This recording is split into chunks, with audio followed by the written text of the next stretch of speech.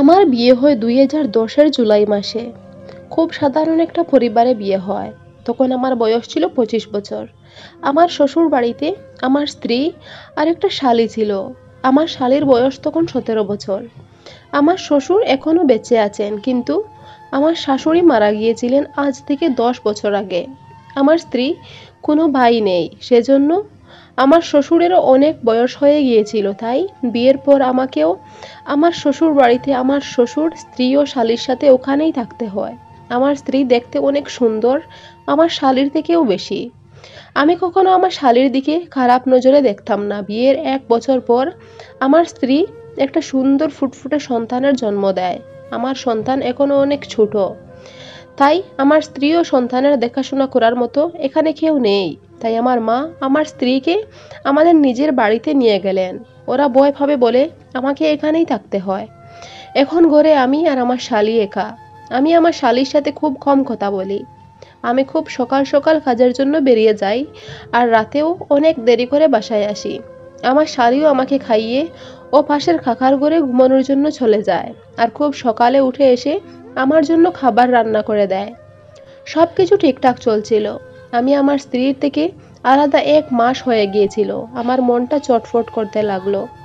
তখন রাতে আমি আমার মোবাইলে খারাপ খারাপ ভিডিও দেখতাম, আর নিজেকে যেন আর আজকাল কন্ট্রোল রাখতে পারছিলাম না। একদিন হঠাৎ আমার মনে হলো, আমার শালীকে একটু যদি পটাতে পারি তাহলে আমার সব সমস্যার সমাধান হয়ে যাবে। আমার স্ত্রী যতদিন না আসে আমি আমার শালীর সাথে আমার সব চাহিদা মিটাবো। একদিন আমি আমার মোবাইলে অশ্লীল ভিডিও দেখছিলাম। হঠাৎ নিচে কি একটা কাজ পড়ে গিয়েছিল। আমি ভুল করে ফোনটা গড়ে ফেলে চলে আসি।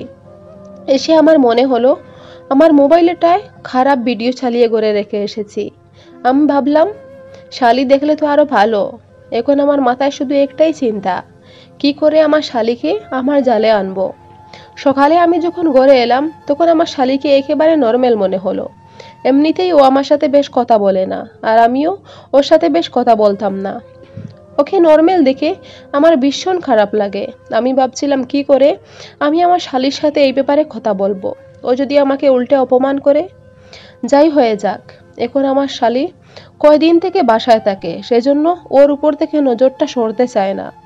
আমি আজ কাজ থেকে তাড়াতাড়ি বাসায় চলে আসি। আমার শালী আমাকে দেখে একটু মুচকি হাসি দিয়ে বলে, রাজদা, আজ এত তাড়াতাড়ি চলে এলে? এই বলে আমাকে চা বানিয়ে বলে, তুমি চা খাও, আমি সবজি নিয়ে আসি। আমি আমার শালীর দিকে আনমনে তাকিয়ে আছি। ও বাজার থেকে এসে ও নিজের কাজ করছিল। আমি বেরিয়ে এসে বারান্দায় বসি। একটু পরে আমার ঘরে কিছু কাজের জন্য যখন আমি ভিতরে গেলাম, গিয়ে দেখি ঘরের দরজা বন্ধ, কিন্তু লক করা ছিল না। তাই আমি আস্তে করে দূরের দরজা খুলি। দরজা খুলে ভিতরের দৃশ্য দেখে আমার পায়ের নিচ থেকে মাটি সরে গিয়েছিল। আমার শালী ওর জামা কাপড় পাল্টাচ্ছিল। ওর গায়ে শুধু একটা ব্রা আর একটা প্যান্ট ছিল। ওর শরীরটা যেন দুধে আলতা লাগছিল। তখন আমি ভাবছিলাম, ভালোই তো হয়েছে, এবার আমি ভিতরে গিয়ে আমি আমার মনের ইচ্ছে পূরণ করব। কিন্তু ভিতরে ভিতরে ভয় পাচ্ছিলাম, কারণ আমি আগে কখনো আমার শালীর সাথে বেশি কথা বলিনি।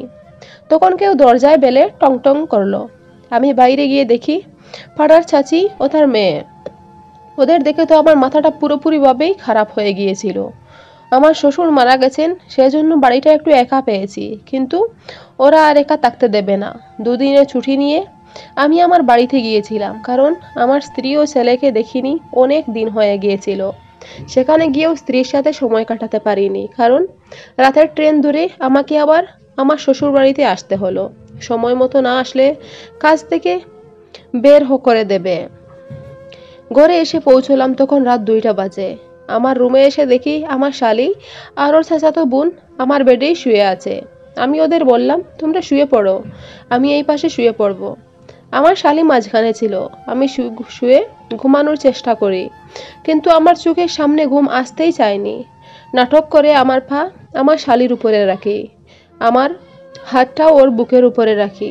আমি হাত রাখতেই আমার শালীর ঘুম ভেঙে গিয়েছিল। ও হয়তো ভাবছিল যে আমি সত্যিই ঘুমিয়ে আছি। আমার হাতটা ওর বুকের উপর থেকে বুকের উপরে এখনো আছে। ওর শ্বাসটা একটু যেন অন্যরকম আসছিল। আমি বুঝতে পারছিলাম আমার স্পর্শতেই ওর এমনটা হচ্ছে। হঠাৎ ওর চাচাতো বোন ওর দিকে একটু এগিয়ে আসলো, তাই আমি আমার হাতটা সরিয়ে নিলাম। ওর চাচাতো বোনের দিকে আমার ভীষণ খারাপ লাগছিল। আজ যদি ও না হতো তাহলে আমি আমার মনের ইচ্ছাটা পূরণ করতে পারতাম। পরের দিন সকালে আমি অনেক দেরি করে ঘুম থেকে উঠি। দুপুরের খাবার খেয়ে আমি আবার এসে আমার ঘরে শুয়ে থাকি। আমি বাধ্য হয়ে আমার শালিকে দেখাচ্ছিলাম যে আমার মন ঠিক নেই। ঘরের কাজ শেষ করে আমার শালিও আমার ঘরে এসে আমাকে জিজ্ঞেস করে, কি হলো রাজদা, মনে হচ্ছে তোমার মনটা খারাপ। আমি বললাম, হ্যাঁ, আমার সন্তান, আমার স্ত্রী অনেক দিন থেকে আমার কাছ থেকে ওরা আলাদা। একা একা আমার আর ভালো লাগছে না। আমি আমার সন্তান ও স্ত্রীকে আদর ভালোবাসা করতে পারছি না। এই কথা শুনে আমার শালি কাঁদতে লাগলো। ও বলে, সব কিছু আমার কারণেই হচ্ছে, আর যদি আমি না হতাম তাহলে তোমাদের আলাদা থাকতে হতো না। আমি ওকে অনেক বুঝাচ্ছি কিন্তু ও কান্নাটা থামাতেই চাইছে না। তারপর আমি ওকে জড়িয়ে ধরে সান্ত্বনা দিতে লাগলাম। তখন ও একটা কুমারী মেয়ে, এখনো ছেলেদের স্পর্শ ওরও হয়তো মনটা একটু অন্যরকম হয়ে গিয়েছিল। আমাকে ছাড়ানোর অনেক চেষ্টা করে, কিন্তু আমি ওকে বললাম, অন্তত আজ আমাকে মানা করো না প্লিজ। আমি অনেক দিন থেকে তোমাকে এই কথাটা বলবো ভাবছিলাম, কিন্তু বলতে পারছিলাম না। কতদিন হয়ে গেছে তোমার দিদি আমার পাশে নেই। আমি একা একা আর থাকতে পারছি না। আমার শালি আমাকে বারবার মানা করতে থাকে যে আমি দিদিকে ঠকাতে পারবো না। এর আগে আমি এইসব কখনো করিনি। প্লিজ আমাকে ছেড়ে দাও। কিন্তু আমি আমার শালির একটাও কথা শুনিনি। তারপর আমি আমার শারীরিক চাহিদা পূরণ করি। কাজ শেষে আমার শালি আমাকে বলে, তোমার কাছে এত ভালোবাসা আছে, এমন আগে জানলে আমি একটা মাস নষ্ট করতাম না। আজ থেকে তুমি আমার জামাইবাবু নও, তুমি আমার স্বামী। রাতে যখন তুমি আর দিদি ঘরে সময় কাটাতে, তোমাদের আওয়াজ শুনে আমার ভীষণ ইচ্ছে করতো যদি এমন করে আমাকে কেউ ভালোবাসতো। তারপর আমি বললাম, তুমি তো কোনো একটা বয়ফ্রেন্ড বানালেও পারতে। আমার শালি তখন বলে, না জামাইবাবু, ছেলেরা অনেক বেইমানি করে। প্রথমে ভালোবাসার নাটক করে, তারপর সবাইকে বলে বলে বেড়ায়। আমি তো প্রথম থেকেই তোমাকেই মনটা দিয়ে বসে আছি, যাতে আমারও কাজটা চলবে আর ঘরের কথা ঘরে থাকবে, বাইরের কেউ জানতে পারবে না। আমার শালির কথা শুনে আমার ভিতরটা একেবারে খুশিতে ভরে যায়। আমি আমার শালিকে বললাম, আজকের দিনটা আমরা অনেক সুন্দর করে নতুন স্বামী স্ত্রীর মতো কাটাবো। আমার শালি আমাকে বলে, কি করে? আমি বললাম, যেভাবে নতুন স্বামী স্ত্রীরা প্রথম বাসর রাত কাটায়। তারপর আমার শালি উঠে গিয়ে স্নান করে এসে নতুন বউদের মতো সেজেগুজে বিছানার উপর বসে থাকে। আমিও স্নান করে বেরিয়ে এসে যেভাবে নতুন বউয়েরা ঘোমটা উঠায় সেভাবেই ঘোমটা উঠিয়ে ওর দিকে এক নজরে তাকিয়ে থাকি। মনে হচ্ছিল যে আজ আমি প্রথম বিয়ে করেছি ওকে। অনেক সাজগুজ করেছিল, সেজন্য দেখতে অনেক সুন্দর লাগছিল। এভাবেই আমরা সময়টা কাটাচ্ছিলাম। একদিন রাতে আমি ঘুমিয়ে পড়ি। আমি খুব ভয়ানক একটা স্বপ্ন দেখছিলাম। স্বপ্নের মধ্যে কেউ আমাকে বলছিল, নিজের স্বভাবটা পাল্টে ফেল, তা না হলে তোর সন্তানের ভীষণ বিপদ আছে। আমার ঘুম ভাঙতে আমার সারা শরীর থেকে যেন ঘাম ঝরছে। তারপর থেকে আমি আমার শালীর সাথে যত পাপ করেছিলাম সব কিছু ভুলে গিয়ে নতুনভাবে বাঁচতে শুরু করি। এখন আমার স্ত্রী সন্তান সবাই আমার বাড়িতে চলে এসেছে।